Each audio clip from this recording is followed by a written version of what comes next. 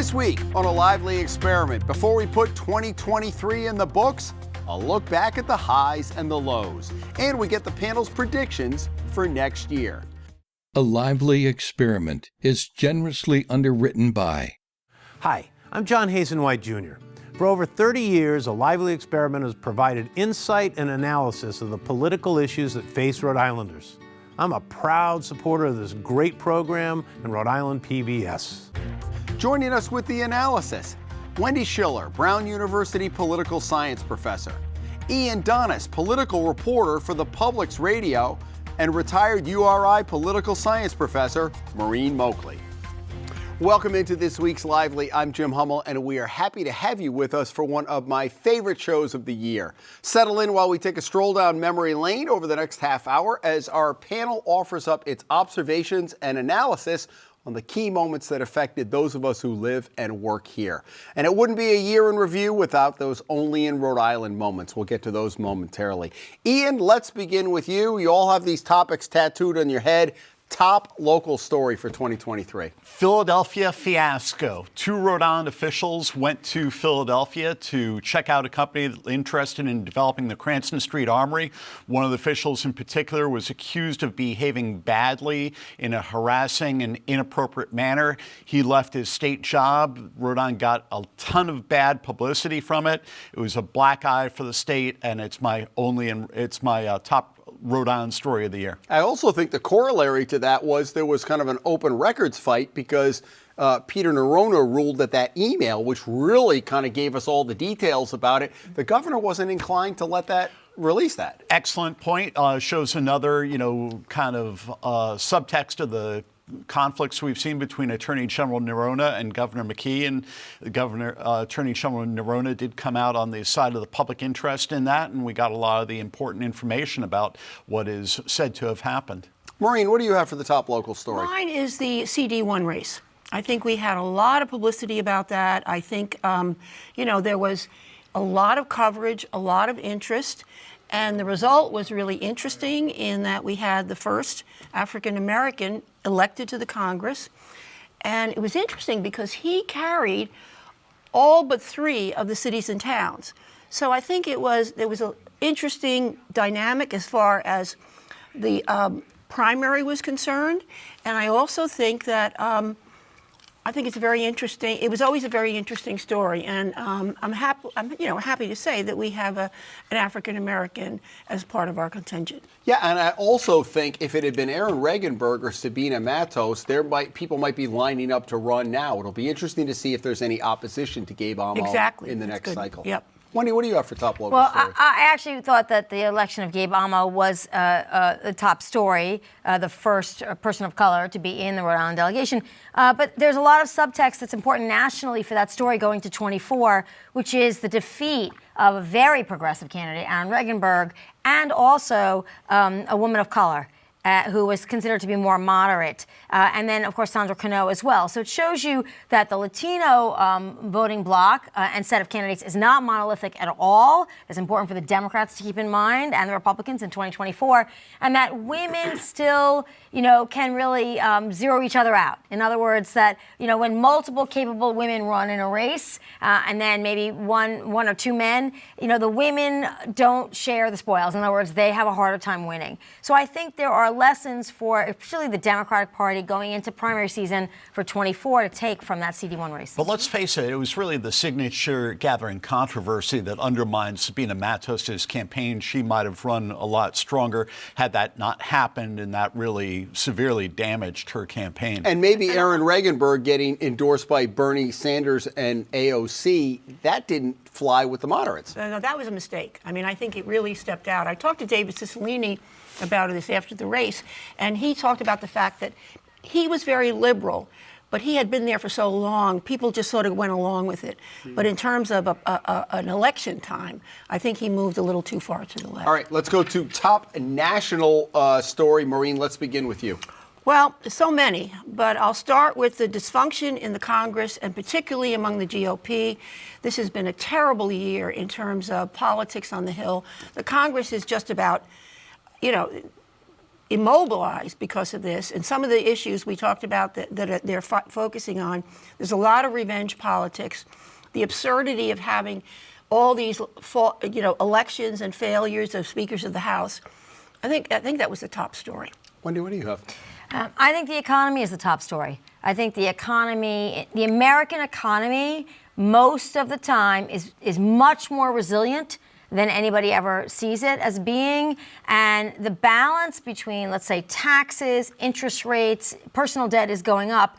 But thinking about the shift from manufacturing to service and tech and the future transition to AI and the concerns about that. But this economy has really rolled over and changed in a way that's dynamic. Why isn't Biden getting credit for that then? Well, because the Democrats are historically bad at messaging. I mean, they're just constantly bad at messaging.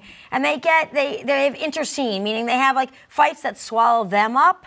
And also, the news has really been driven by the Republicans. Their dysfunction in the House has been the single biggest story of 2023. And then you layer Trump running again on top of that. There's almost no airtime.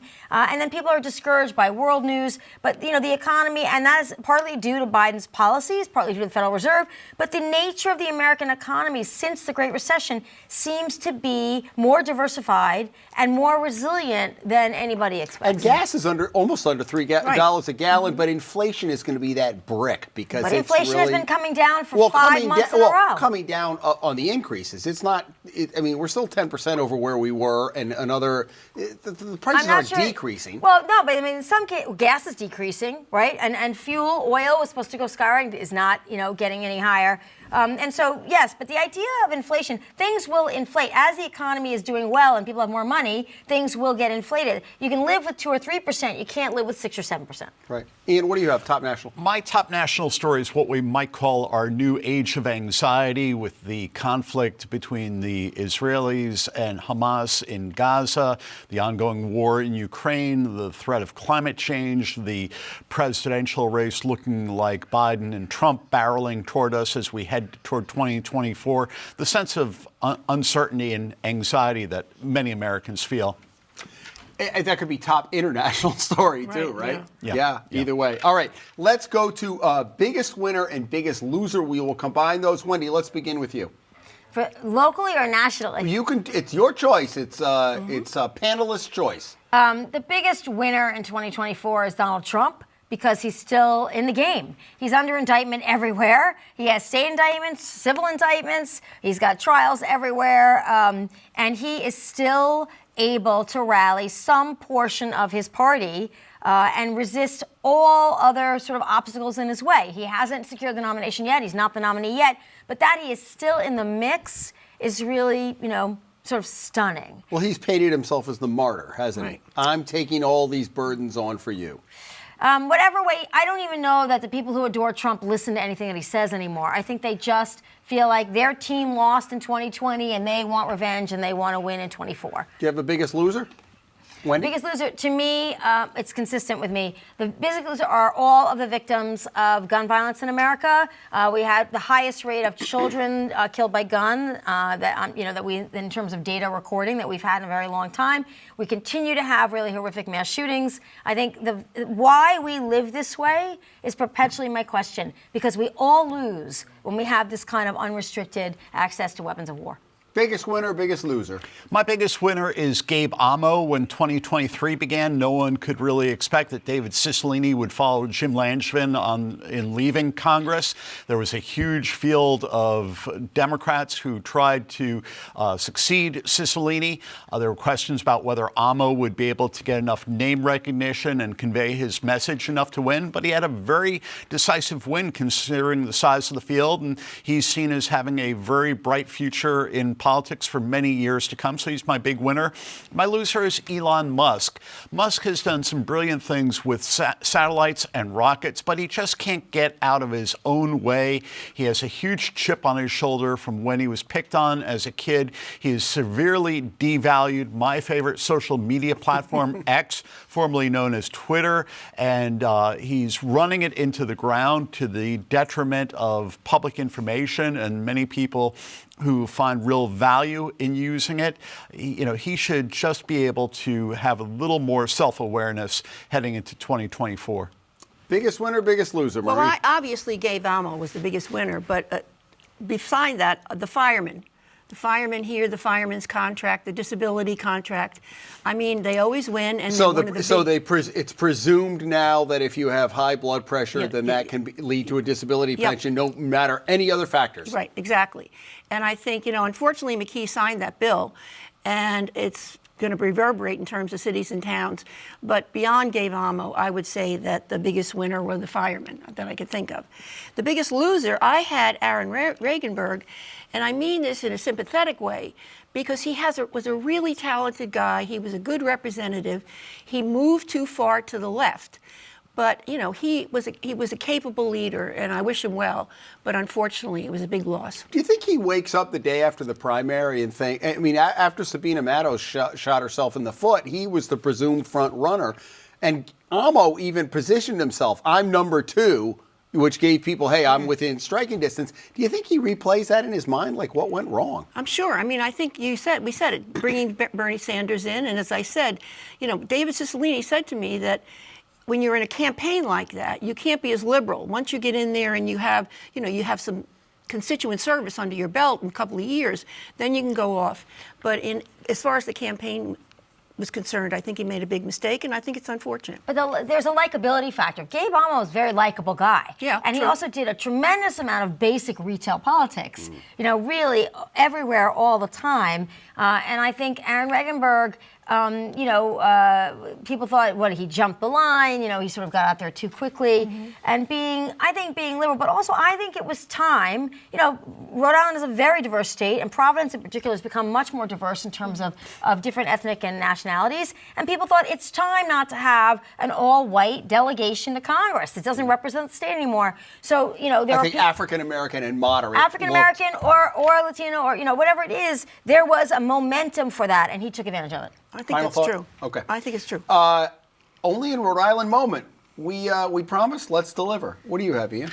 My only in Rhode Island moment is how we experienced a major infrastructure failure in the last month of 2023. Very timely. Yeah, about 6 years after Governor Raimondo had launched roadworks to improve the state's large percentage of deficient bridges, and this is something that Rhode Islanders are not going to forget anytime soon. Well, and the irony is that this has overshadowed a lot of what we've always thought about infrastructure. The reality, if you go anywhere in the state, I never thought the Wampanoag Trail would be paved in my lifetime.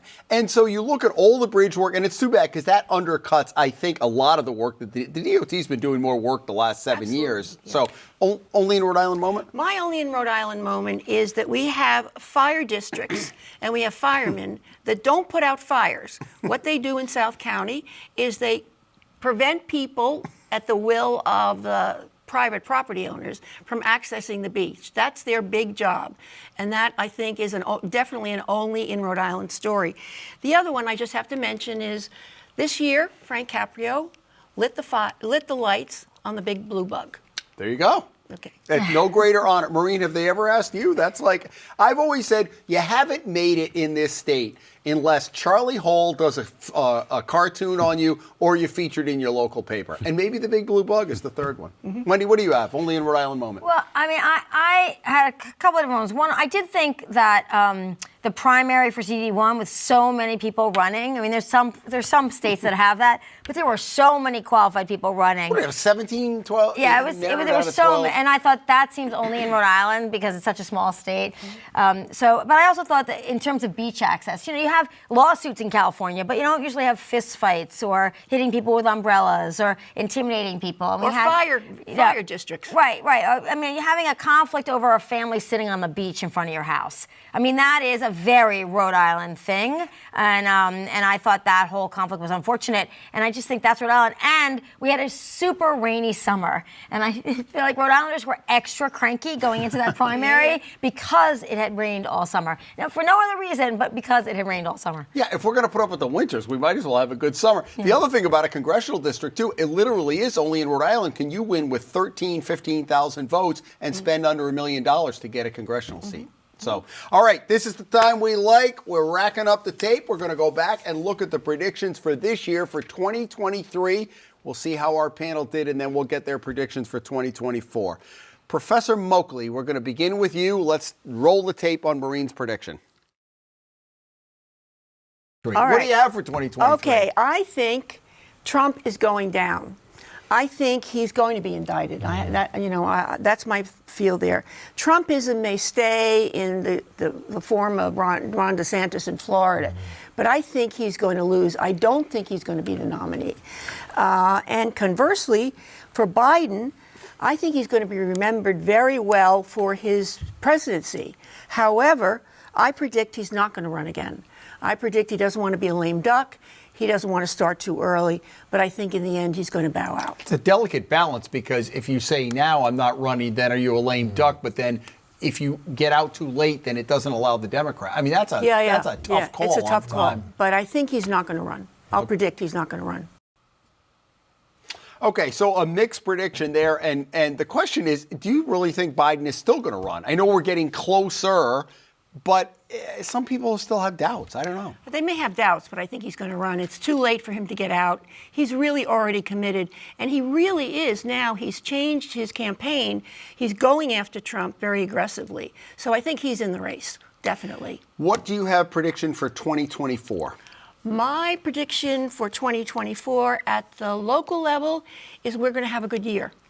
I think we're going to be fiscally sound. I think there's going to be some prosperity. And I also think, thanks to our federal and our state legislature, that we're going to have some good policy options and some good politics going on. We have in Rhode Island the least polarized state legislature in the country. And I think with Shekarchi at the wheel, I think it's going to be a good year as far as policy concerned, and I think it's going to be a good year as far as prosperity. At the international level, it's going to be a crisis of multi-proportions as far as the war in Israel and Hamas, as far as the fighting with the Russians and the war in Ukraine, and the problems on the border.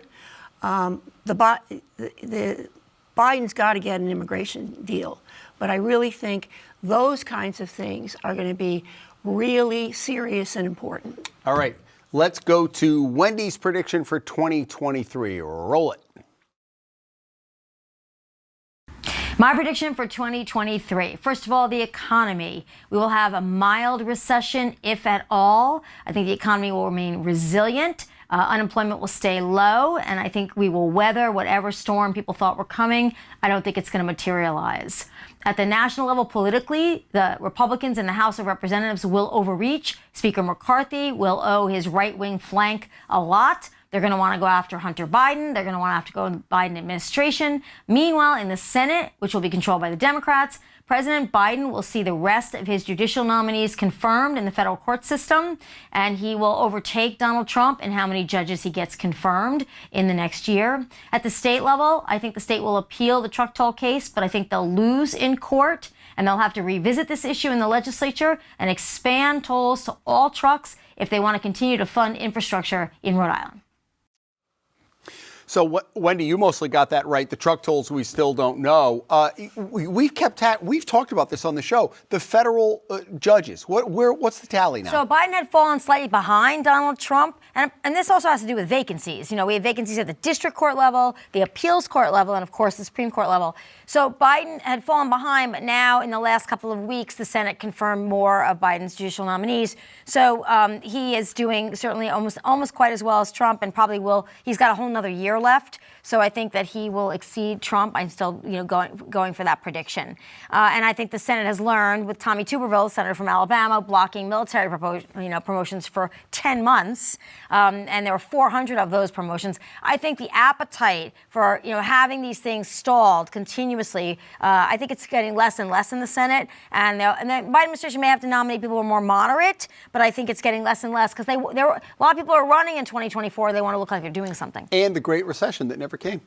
the recession that never came. What do you think about this? So let's dovetail into 24. What do you think about Yeah, I the mean, I economy? think the biggest cost to the Biden administration is not capitalizing on the fact that this country did not go into a recession this year and that nobody's predicting it. I think for Rhode Island, going into just the future for Rhode Island, I think the housing crisis that Sakarchi's trying to address, coupled with the fact that there's almost no inventory and the prices are skyrocketing everywhere, really could be calamitous for Rhode Island because we want to attract newer people to come here and young people. There's not enough housing downtown yet. There's a lot of potential, but that's not going to come to fruition for 5 years. We don't have any place for people to come and live and afford to live who want to come work here and repopulate our downtown among other places in the state. Do you have a prediction for 2024?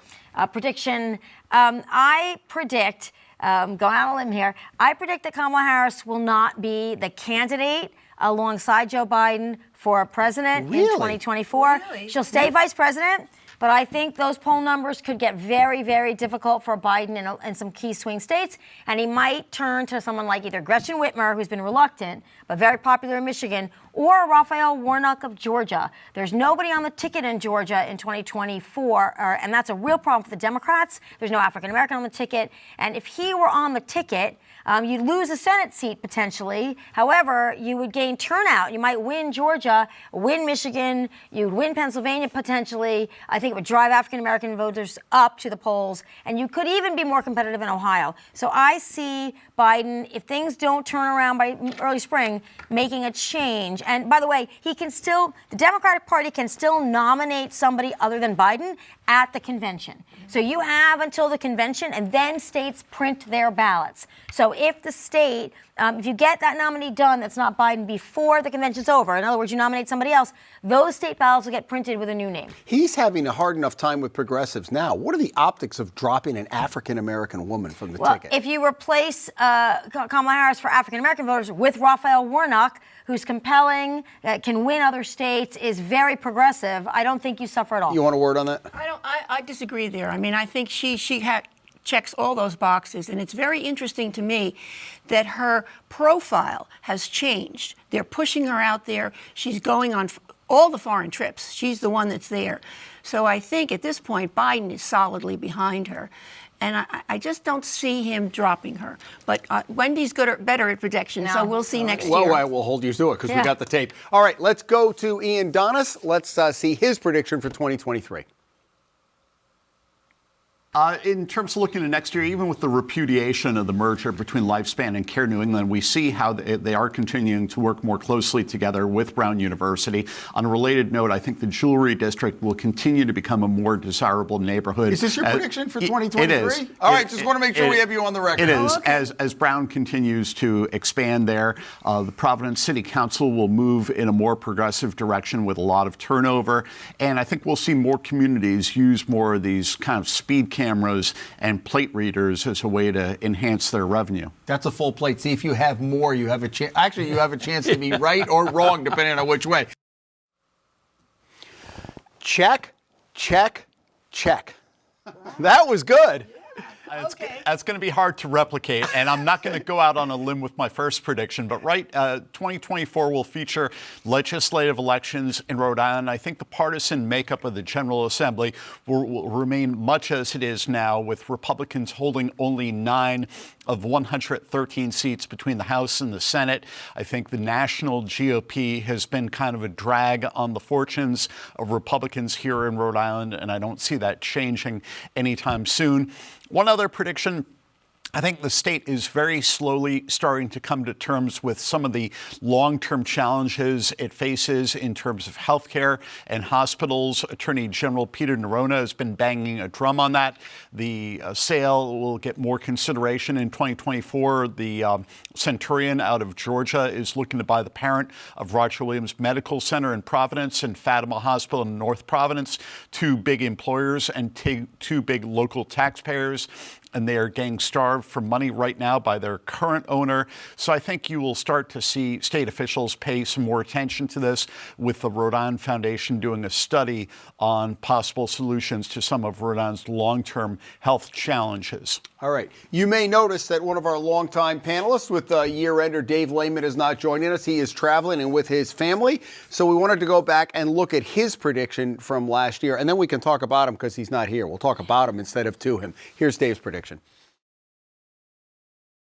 What about 2023, Dave? I'm going to pick up on what I said there, and I'll be brief. I think, and people think I'm crazy for predicting this, I think within this year, 2023, Donald Trump is going to be criminally charged. He won't go to trial by then, but he'll probably get nailed because of the secret documents that he took out of the White House. But I think this will be the year he is going to be charged. And how do you think that affects his campaign? Because he's announced already that he's running for president. And that's going to be a problem for the Justice Department because they don't want to look like they're being political. But I'll tell you what, I think bringing in this new special counsel, they're on a track to move forward on this. And I think you might even see him charged within the next month or so.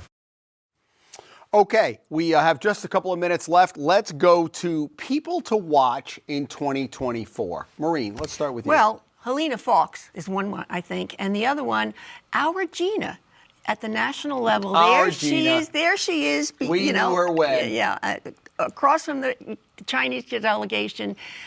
She's someone to watch too. Might she be on that VP list, or she doesn't bring enough to the table? I don't think you trade Kamala Harris for Gina Raimondo just strategically. I don't think that brings you swing state victories. So I don't think that happens. I actually think the person to watch that I'm watching is Gabe Amo. You know, he's done well so far. He had a little bit of a hiccup, you know, with signing a letter, not signing a letter, voting for resolutions. But he handled that, I think, well. And so I'm really curious because I agree with both of you that if he can sort of really make an impression by March or April, I don't think he gets primary challenged. So I think this is the big thing I'm watching for the next couple of months. How does he navigate and how does he shore up his victory by building on that and warding off primary challengers? Great. Ian, who are you looking at? My person to watch is House Speaker Joe Shekarchi. He's proven a very agile political player. He has a huge political campaign account. He says the speakership is not, in his view, a terminal political office, so he is well worth keeping an eye on. Were you surprised that he didn't run for either a congressional seat, or you think he's just biding his time? I was not surprised. Why give up being perhaps the most powerful political official in Rhode Island to be the most junior member of Congress? I could see how it was tempting. Being a federal official is no small thing, but I think he made a strategic choice. All right. Folks, it is a quick show, and boy, it has been a quick year. So we're going to take all these predictions and we'll put them in the vault. We'll dust them off and we'll re-roll them next year. Ian and Maureen and Wendy, thank you so much for all of your contributions. Folks, we appreciate your loyalty to this show. We love bringing it to you every week.